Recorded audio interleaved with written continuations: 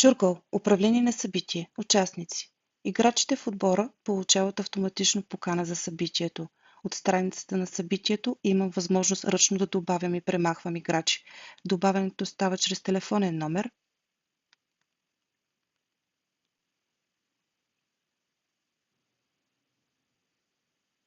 по ID. ID-то се намира в профила на играча тук.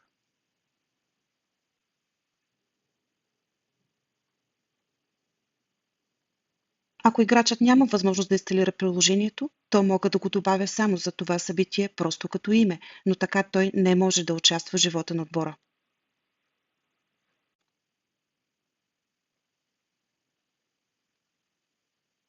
Премахването на играч от събитието става като цъкна върху играча, бутон "Премахни".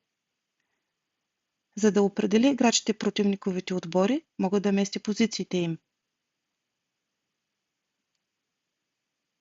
Позицията на терена може да бъде сменена временно за конкретния матч.